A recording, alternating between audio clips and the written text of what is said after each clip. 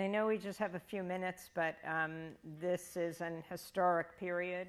Fidel Castro just died on Friday at the age of 90. During the campaign, Hillary Clinton tried to red bait you by raising your support of the Sandinistas and talking about you being favorable towards Fidel Castro.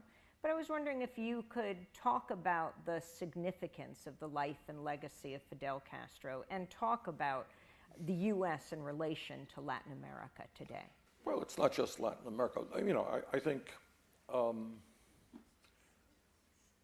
what we can say, and I've been to Cuba 2 or 3 times. I think Jane and I went in 1989 for the first time, and I've been back a couple of times. And Jane had some educational work in Cuba. A lot of positive things that can be said. Their healthcare system for a third world country is quite good. It's universal. All people have healthcare without any expense. Last time I was there, I visited a hospital where they do very, very serious and good work. They come up with a lot of new drugs, actually, in Cuba, I believe. Their educational system is strong. But in truth, their economy is in pretty bad shape. And in truth, you don't do very well if you dissent in Cuba. So I think, you know, if you look over Castro's long life, he overthrew a terrible dictator, supported by the United States of America, Batista. Some very positive changes came about. We could argue till the cows come home to what degree American interference, you know, created the kind of society that exists in Cuba today. So I think you could say there's some positive things in Cuba, some very negative things. 50 years after the revolution, people still can't dissent with freedom. The economy is terrible. But I think it raises the question. I was on a Sunday show yesterday, and somebody was raising a quote that I made about Castro 30 years ago. You know, it's somehow they've decided that Fidel Castro is the only, Cuba is the only non-democratic country in the world. So Saudi Arabia is fine. Many other countries in the Middle East are fine.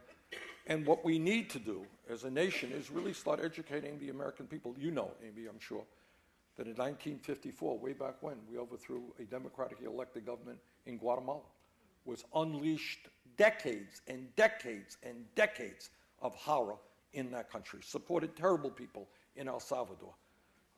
We engineered the overthrow of Salvador Allende in Chile. Democratically elected. The first time a person democratically elected in Chile was overthrown through the United States and the CIA. But those issues somehow don't quite make it onto ABC. But I think it is important to understand our role in the world. In Iran, we overthrew, what was it, 1954, Mr. Mossadegh? 1953. 53, Mr. Mossadegh. How many people are familiar with that? People know that?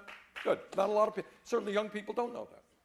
But in 1953, at the bequest of British oil companies, the United States government helped engineer a coup of a guy who was democratically elected, who was thinking about nationalizing some of the oil industry there. He was replaced by the Shah, who turned out to be a very brutal, brutal man, which then resulted in what we have today with Khomeini coming to power. But these are issues that virtually, correct me if I'm wrong, have you seen many shows about that on NBC? You know, it's just not something to be talked about. Tune into Democracy Now! It's All right. a good show. Let me ask you...